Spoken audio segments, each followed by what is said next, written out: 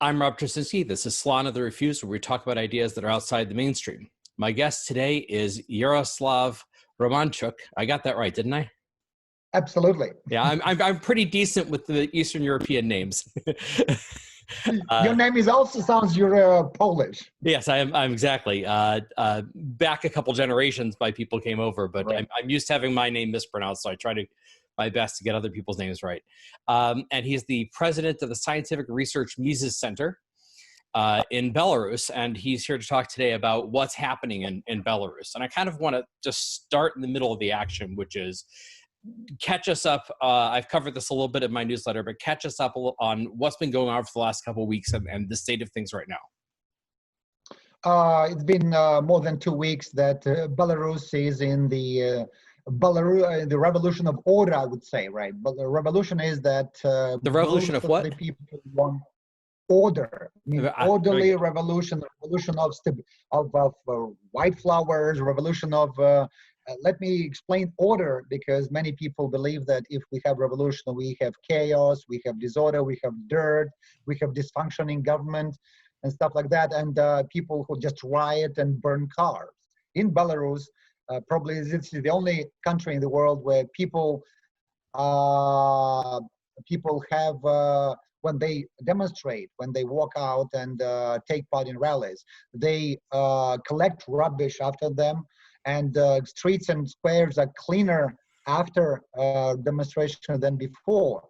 And even some cartoonists describing the situation in Belarus just described or drew the picture of a Belarusian who protested against the government, and he took off his shoes in order to step on the bench. So just in order not to destroy the bench. So this is unique. The things that ignited the overwhelming majority of Belarusians protesting against the current regime and our dictator are as follows. First, bad handling of coronavirus crisis. The government lied completely to the people about the status of this disease. The healthcare and he kept telling you that like whiskey was a cure or vodka was a cure for the disease or something like that. Well, at one point he said that, you cannot. Do you see coronavirus? No, that's why it does not exist. So it reminded me of the previous wonderful insight he had on inflation. He said, "You see, we print money. Do you see any inflation? No, but you see buildings that were built because of this printed money." This is kind of the same kind of intelligence that he revealed to the people, and that was the first catalyst. The second was, of course, when Lukashenko he lost majority to the housewife Svetlana Tikhanovskaya, and he couldn't stand it, and the Central Election Commission, which is the center of fraud and falsification, declared that he got over 80% of the vote, which was like insane. And the third, which was probably the final decisive straw that broke the back of the regime, was the severe beating, torture, and brutality of police against ordinary people that lasted for 3 days, 9th till 11th of August. And the assumption was that this kind of brutal force would make Belarusians frightened, obedient, and they would just agree with whatever the government said. The result was quite the opposite. To political opposition, civil society opposition, workers for the first time in 26 years joined forces, because at one of the factories, when there was a third shift, which ended like in 1 or 2 a.m., workers were walking along the street and they were beaten severely by a special police force. They thought that that was a demonstration. They couldn't realize that were workers going home. And that ignited outrage, and dozens of state enterprises even joined the strike, saying that we demand not just additional perks, cheap loans, or what we call sausage. They demanded freedom. They demanded free and fair elections, releasing everybody from prison, and of course, thorough investigation of all these brutality cases and torture. And so Svetlana Tikhanovskaya, who was tortured, who essentially won the election, he was psychologically tortured, and she left Belarus. She's in Lithuania. we call her president-elect. Lukashenko still resists any attempt, even thought, to negotiate with anybody on power transition. The only meaningful force that stands by him is Russia. But at the same time, Russia is reluctant to support him against the people. Because if Russia now involves, then that would be against the overwhelming majority of the people. And Putin, instead of gaining support of Belarusians, would lose support, and Belarus would turn its back on Russia. And so we are in this every Sunday, we've got 2 Sundays, demonstrations about 300,000 people in Minsk, which Minsk have never seen earlier. Well, let's put that into a little context, because Americans tend not to know much about other countries out there. So Belarus has a population of like 9 or 10 million. 9.4 million. Yeah. And the population of Minsk is about 2 million. But we've never seen any demonstration like that, like 300,000. All the cities, all the major streets and squares were taken by demonstrators with waving our national flags, which were banned by Lukashenko. So it's like revolution in the air, spirit of freedom everywhere, joy. At the same time, we realized that Lukashenko, he surrounded his palace with special forces, and there was like a funny story on Sunday when demonstrators sang songs in front of these barricades erected by special forces, and they were left. Lukashenko landed on the helicopter, and he was carrying a machine gun in his hand, and his younger son also had 16-year-old in violation of law, also was carrying a machine gun, a Kalashnikov. And that was like, why? Nobody's going to shoot you, nobody's going to attack your palace, just forget about, we are peaceful people. But he's so frightened that he can hardly understand what's going on. And this is the result of the policies he's been pursuing for 26 years. The guy who restored, I'd like to unpack a couple things here. So Svetlana Tikhanovskaya was the presidential candidate. And I think it's interesting how she got that way, because it was her husband who was originally running. And he was arrested in order to basically, because he was considered a threat, so he was arrested.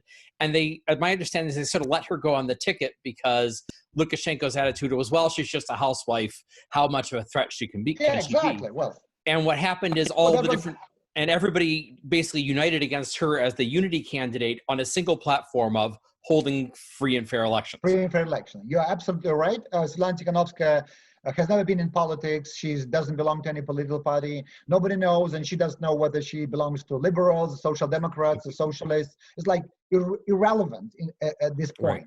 Thing is that when her husband, there was a provocation, and of course her husband was put behind bars, and everybody thought that, well, that's it. But at the same time, Babarika, the strongest candidate, ex-banker, he chaired the Russian bank in Belarus for 20 years, but he assembled much support from people of culture, from opposition, saying that he's got like running as a lot of the technical candidate. He also did not clarify his position, though his views were like quite dubious. But he was the one to ignite interest in politics for many Belarusians. The third one was ex-IT guy who chaired an IT park in Belarus, quite popular. At the same time, he did not belong to any political movement, and he was silent for 3 years. So the emergence of 3 people who in this or that degree were somehow connected with Russia was kind of met by us in opposition. We've been fighting with the regime for over 25 years with caution. But when 2 of them were in prison, when the third was also a part of criminal investigation, that it was obvious that, no, that's for liberty. We have just one thing that is common to us: hold free and fair election and free all political prisoners. And that's why Svetlana Tikhanovskaya, as a candidate for transition, was ideal. And everybody said, okay, it's not about any values, any economic program. That's for a chance for Belarus to become free, democratic, and finally.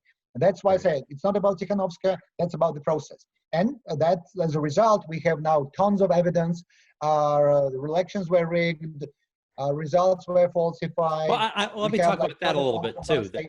Let me talk about that a little bit too, because I think that's a fascinating aspect of this story. Is that you basically, I mean, you knew the election was going to be rigged because this guy's been Lukashenko's been in power for 26 years, and he didn't get there by holding free elections. I think the last election that outsiders have even bothered to monitor as if it might be fair was in 1994, if I recall. 1994, exactly. You're right. So you knew it was going to be rigged. So there were some interesting things that people did to basically counteract that. And I thought it was interesting that folding their ballots in a particular way so that you could see, if you just saw a pile of ballots, you could see visually what the majority of them were, that the majority of them were for the opposition.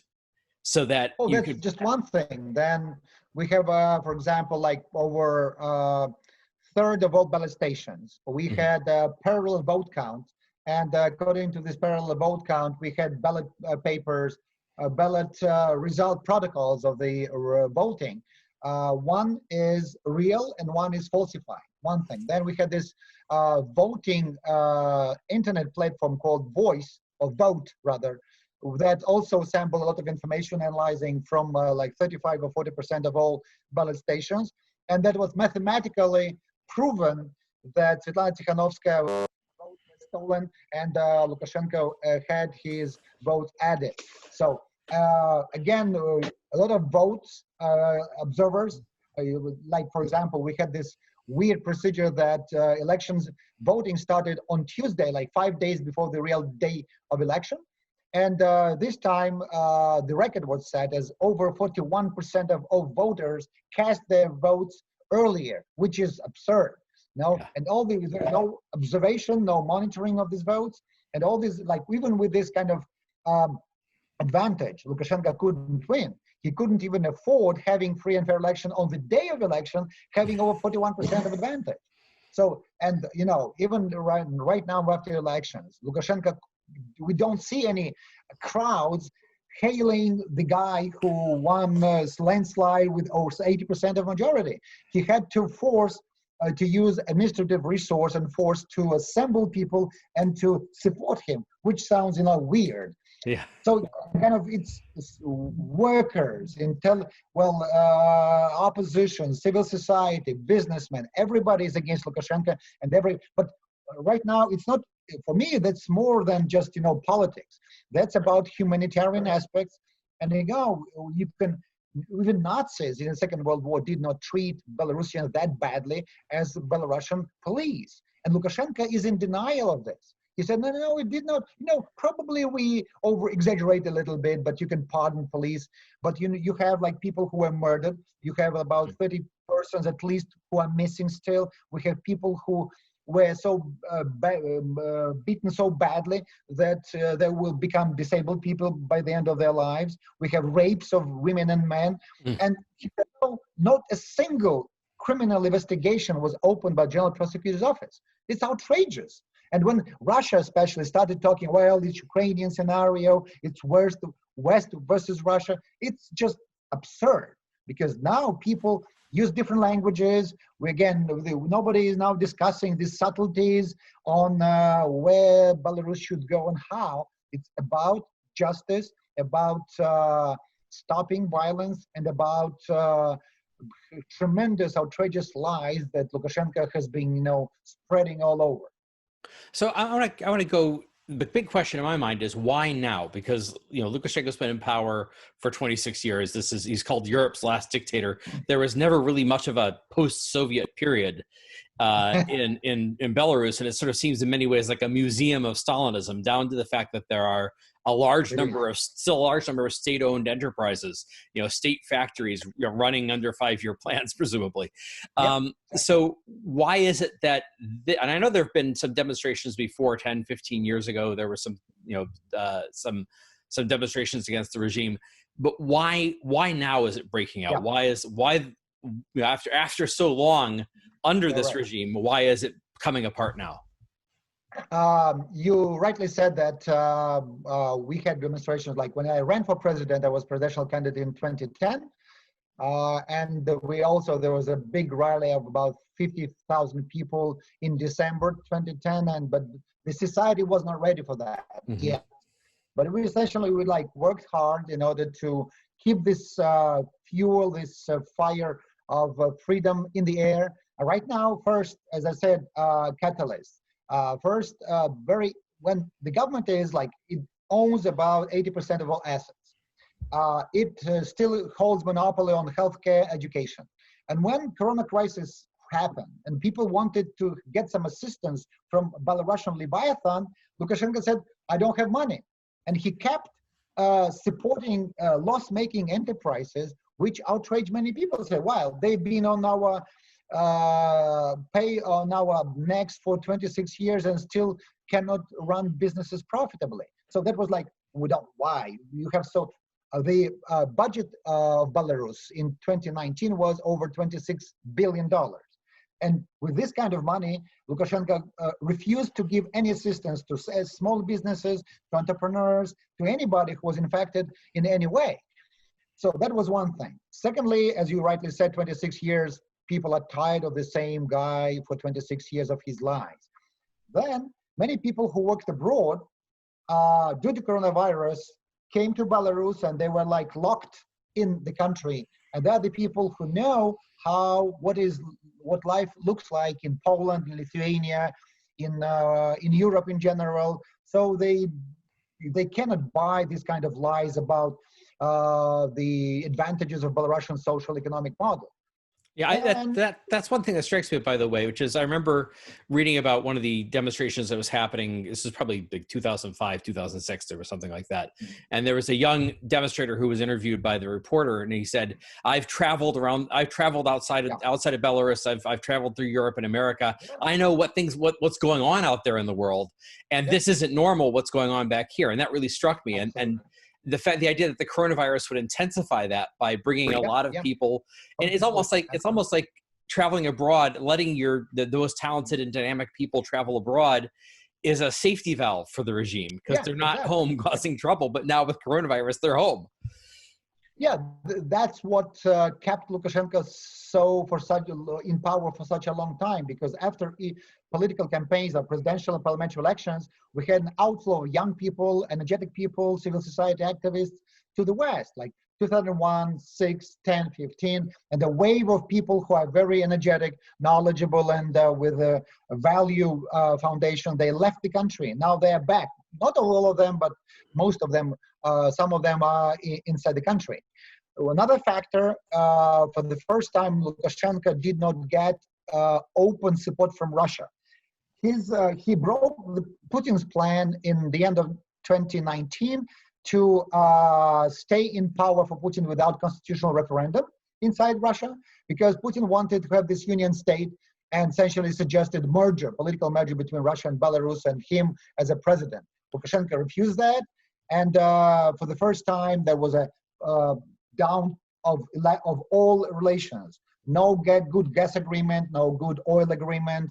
There was the situation, we live next to Russia, and Lukashenko regime imported oil from the United States. Surprise, surprise. Well, he couldn't get in terms with Russian oil oligarchs.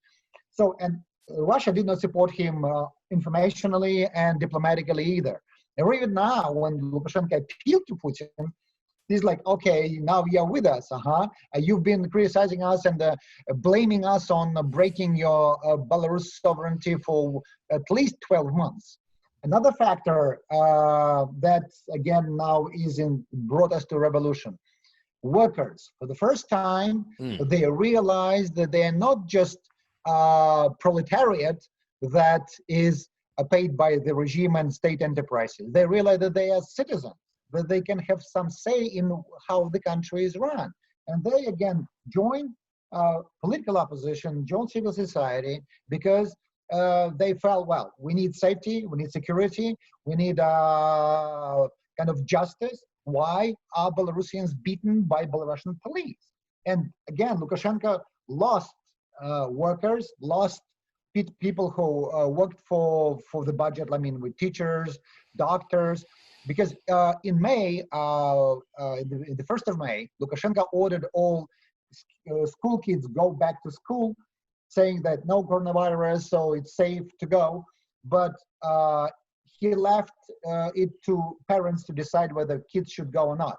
And 70% of parents refused to send their kids to school due to coronavirus threat. And that was, again, revolt.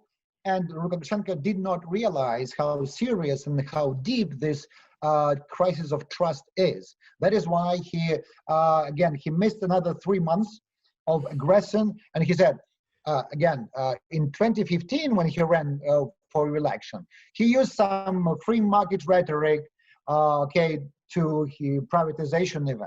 Right now, he said, "Oh, Soviet planning again, Soviet investment, Soviet this, Soviet that," and he's like stuck back in time, like for at least 40 years. That is why young people who do not remember 2010 protests now grew up. They're 2025, and for them, this is why we should we tolerate this kind of behavior of the guy. And they ignited the protest and kind of made it quite obvious with, again, final factor, very good and very intense penetration of social networks and messengers. Telegram channel, Viber, social networks, now they are much more influential than they were 10 years ago. So all these factors combined, we have it now. So one other aspect I want to talk about this, you've described this as a revolution of order. And what I've been hearing from some sources is that orderliness is like a very big Belarusian value. They're having an orderly society. And I've heard it described as almost in some ways a reaction to the fact that, Belarus, like a lot of your neighbors, got the brunt end of the mid 20th century, of World War II, and the tremendous destruction in the country. And the idea of having order and peacefulness and not having chaos is important, especially given that history. And it strikes me that it basically was because Lukashenko was the one who broke that by having, using the force and brutality against demonstrators, that he was the one who broke that sense of orderliness, and in a way that turned that Belarusian value that would be in his favor against him.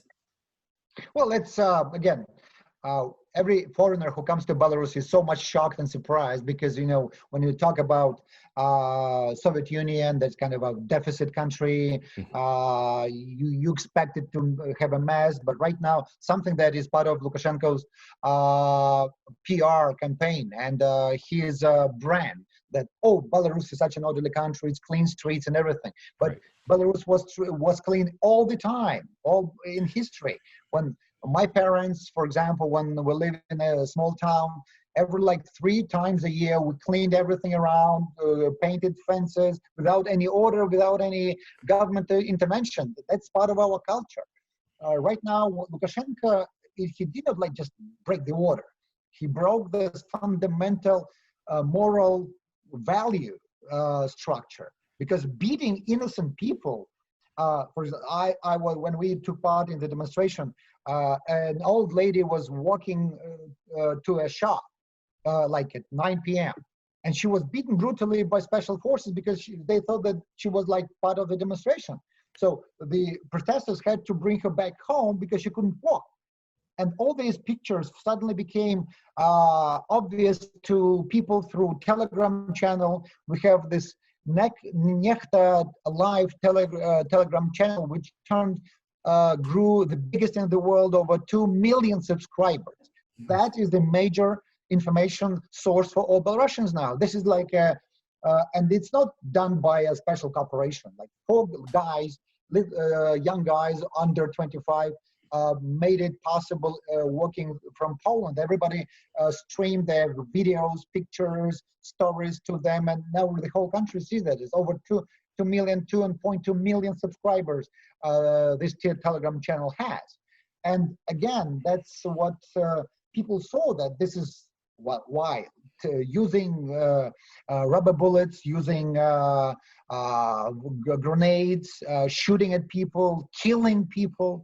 And again, right now, and there's kind of this outrage people more, the irresponsibility, this kind of Lukashenko. He said he awarded people who beat people instead of opening criminal cases.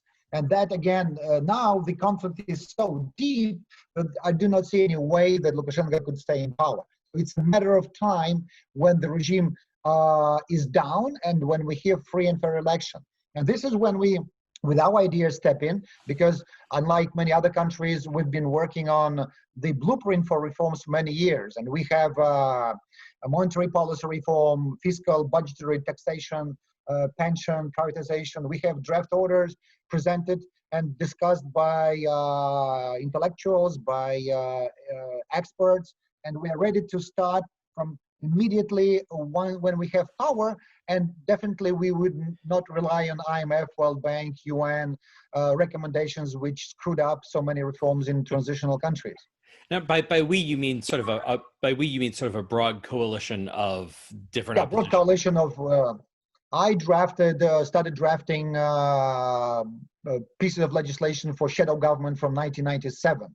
I worked for the parliament starting from 1995, when that was a democratic elected parliament. Wrote 12 books about different different kinds of reforms and how to avoid mistakes made by other countries. So we know how to do that. We now need political power, and we need, of course, trust, which are determined to build both inside the country and with our international community. Now let's talk about the prospect for that, because the whole question is this going to succeed? You say Lukashenko probably can't keep power. The thing I'm noticing is one of the key indicators is always what's going on with the pillars of support of the regime. So one of the big things is the workers are on strike, because the factory workers have been sort of his base of support politically. Exactly. And I've heard about a few stories about people from the security forces defecting. I don't think still that's too few. Still too exactly. Few. It's not very many, but a few. And also people in the state-owned media resigning and saying we're not going to be part of the propaganda anymore.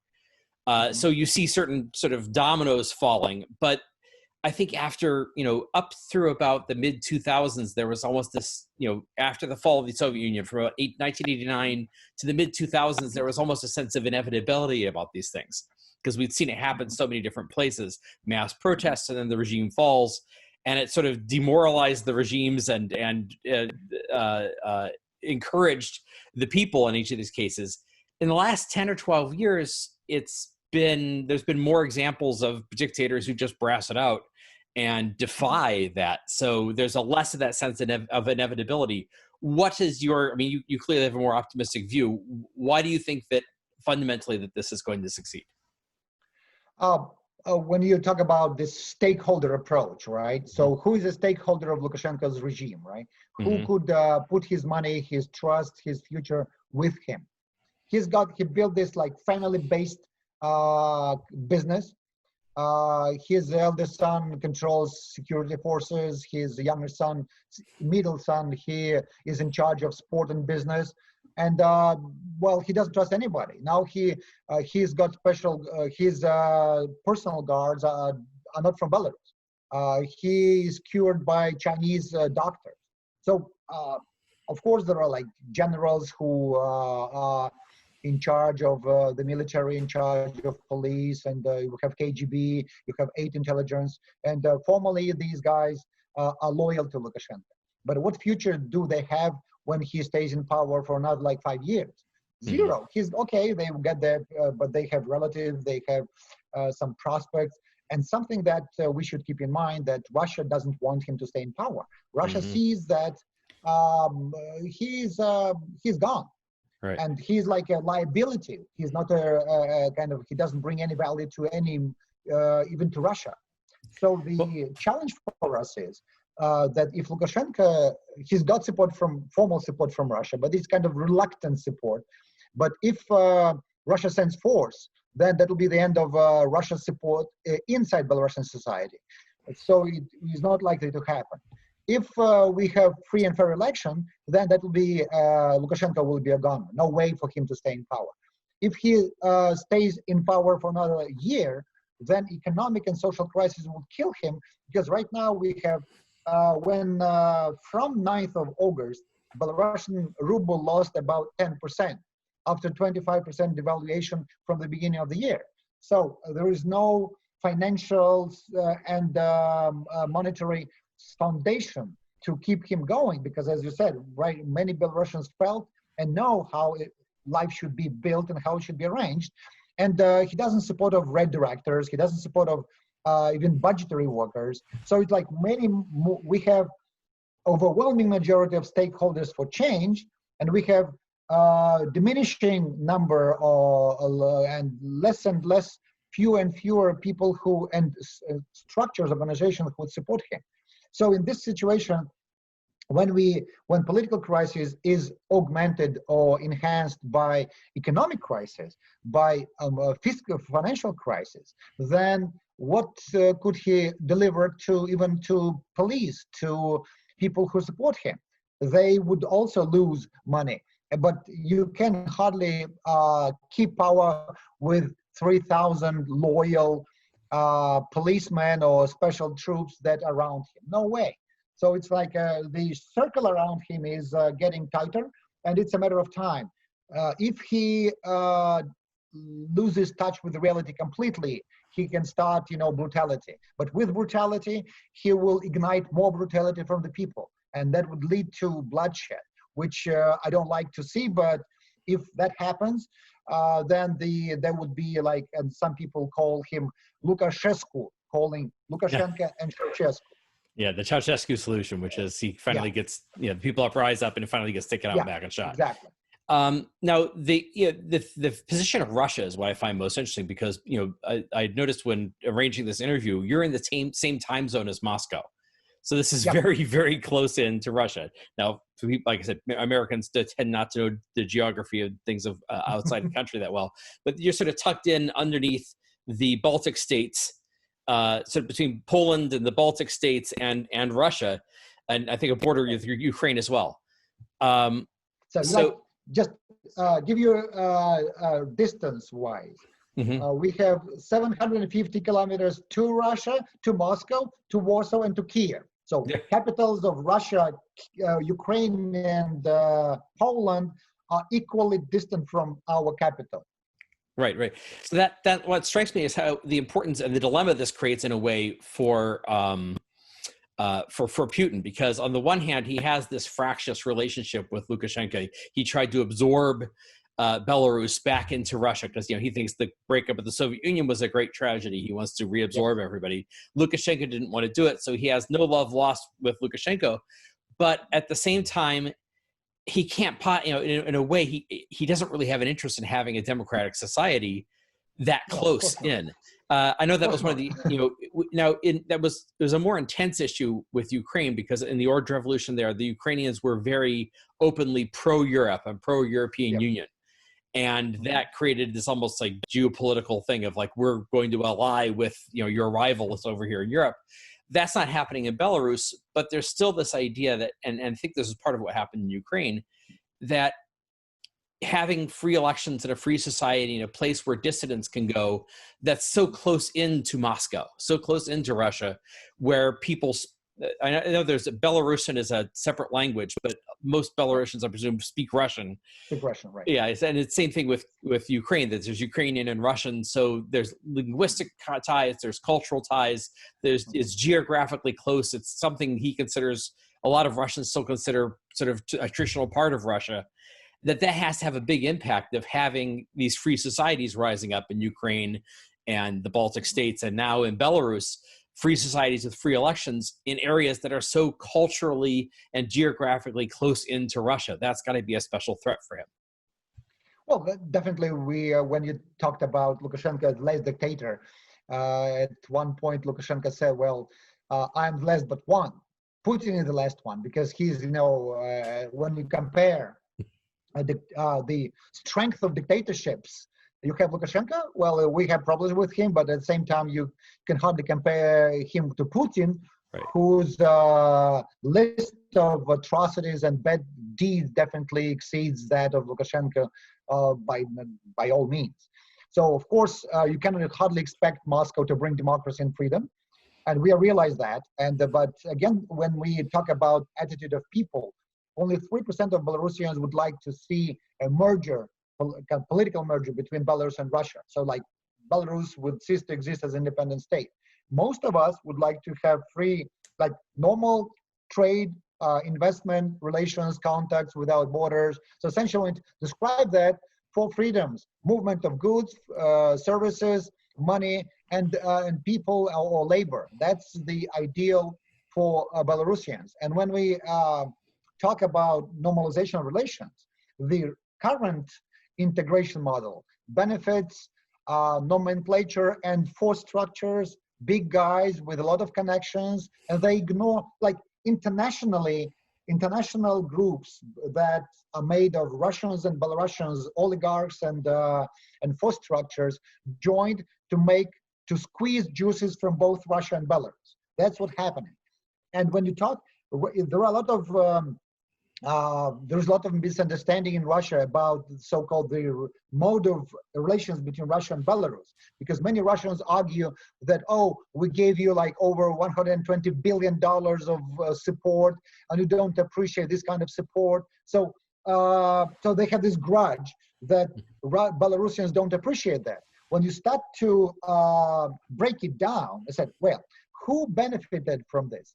Do you believe that Belarusian citizens, Belarusian consumers, Belarusian ordinary people? No. Look at these oil guys. Look at these gas guys, energy guys. You know, these people who control smuggle goods from Europe through Belarus to Russia.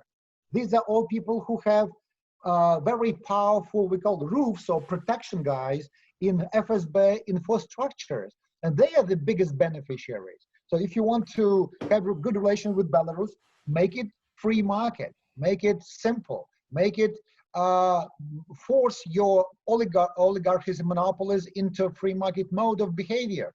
This is what should happen. And this is not against Russia. This is against those big guys who suck blood of both peoples and both countries. And when we start talking about this, they, oh, really? So, because this is what that Putin should draw attention, not to Belarus as a parasite of Russia's generosity, but he should draw attention to his own stooges, his own oligarchs who surrounded him and essentially make business at the expense of Russian taxpayers, at the expense of Russian consumers. And we start talking like in more detail. Russia,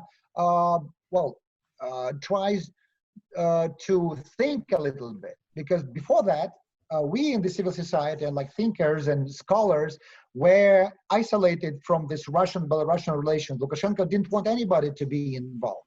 So, and that was like this, many Russians believe that Lukashenko is the only representative of Belarus. And so when I speak Russian, I speak Polish, I've got Polish roots again. I say, well, you cannot describe me as somebody against Russia. I cannot be against Russian people. I'm against monopolies. I'm against interventionism. I'm against leviathans, both in Russia and Belarus. And that is kind of an opening to many Russians as well. That's a great transition, because I wanted to talk about, you talked about how you've worked on transition plans and, policy proposals for what to do.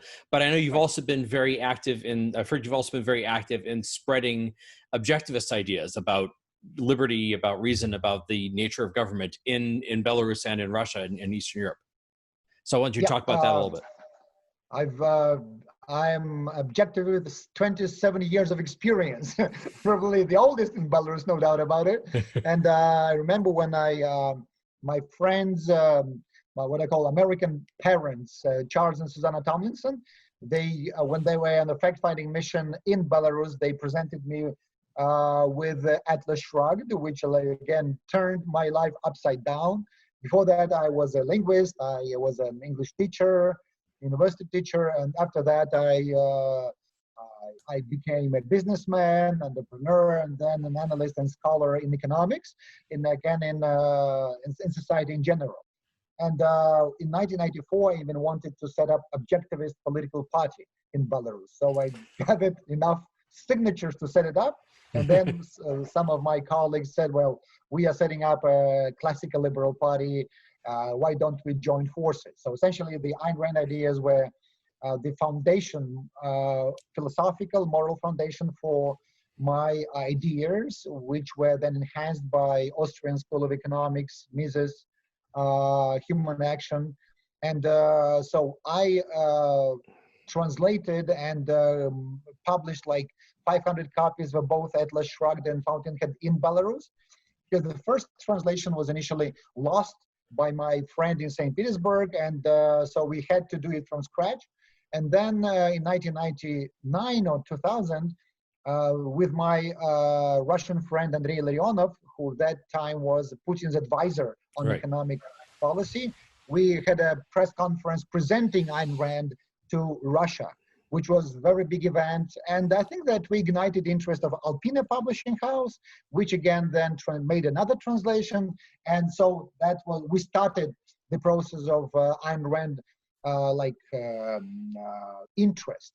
Mm-hmm. And since that time, now Ayn Rand is in best-selling books in Russia. It was published in Ukraine. It is in Belarus, and well, I'm so happy that I was the one who built the foundation of objective Ayn Rand ideas in the Russian-speaking world. And right now, when Ayn Rand definitely helps understand the reality we have, helps understand epistemology, ethics, and every time I promote economic reforms, I keep that in mind, because very many people in my part of the world, they have this justice, equality, values as their basis of reasoning. So if you understand how to interpret that properly, then you end up not with Marxism and Leninist approach, but with the right approach, which is based on philosophy, Ayn Rand, and science. So how well do you think, how receptive an audience has it achieved? It's got to be a long way to go culturally because of the deep roots of authoritarianism and of a sort of a strong government kind of a strongman approach in Russian culture going back thousands of years.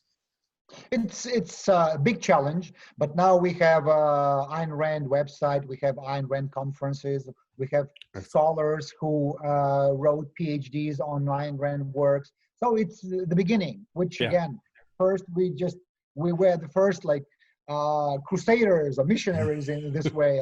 Well, then right now it's spreading. We have in social networks, we have groups dedicated to Ayn Rand objectivism, over 50,000 subscribers. We have teachers at universities. So at one point, I presented by 150 copies of Fountainhead to two Belarusian universities. Again, Linda Abrams, my dear friend, presented me with the books, and they collected the books and sent me to Belarus. And that was kind of the way to, you give a book and you expect somebody to read it and to start thinking. So thinking is crucial. And right now, when I'm proud to associate, the only reason I ran for parliament 3 times, I ran for president, was to test ideas. Because my idea is that, these ideas are not for eggheads, these ideas are for ordinary people. And it works. In 2010, with zero support, in the beginning, I got about 10% of the general vote, over about 800,000 people, which again is a good result in the case when you realize that it is in the authoritarian country. Right now, I have the biggest audience of among all economists and thinkers on Facebook, Contact, and Classmates. So the audience about 300,000 people of Russian-speaking mostly. Now this is, you do your work every day, and suddenly you understand that many more people are interested in ideas than before, and that's fascinating. Yeah, well, there's certainly a very great need for it, and I think that's even going to intensify. As you become a free society, the question is of what should we do with this freedom is going to become even more intense, so that you have people even thirstier for what do we do now that we have a choice over it. I have a concrete plan what to do in different areas. That's why I wrote so many different reform proposals to different people. Even at present, I'm a member of the governmental group on tax reforms, and I made a very clear presentation of my tax proposal, not only to Belarus, but to Russia, to Ukraine, to Tunis, all countries in transitional developing countries, after this window of opportunity, like Arab Spring, you have like Ukraine, different revolutions. The reason they screwed up 3 or 4 revolutions already is that they didn't have any blueprint for reform. They started this matrix of interventionism and statism instead of thinking what should be done.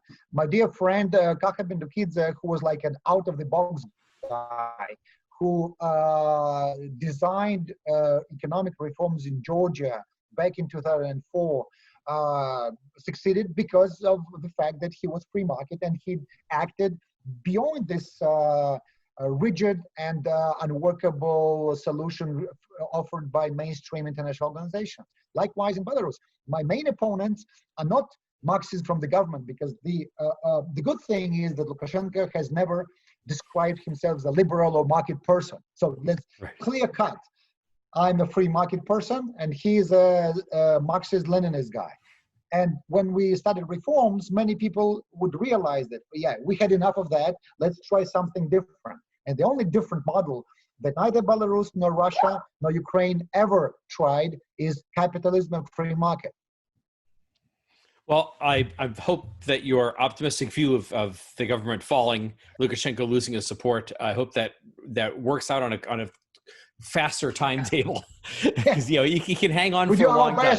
We do our best. We not just keep our fingers crossed, but we do our best. I mean, for your sake, I hope he doesn't try to hang on longer and longer and longer. That eventually he sees the writing on the wall, so that things can proceed in a more orderly. This revolution of order can proceed as orderly as possible. Yeah, as possible. So our best wishes with you. We certainly salute the courage of the Belarusian people and going out into the streets and enduring the attacks of the police for their freedom. And I have to say, I consider myself a child of the fall of communism.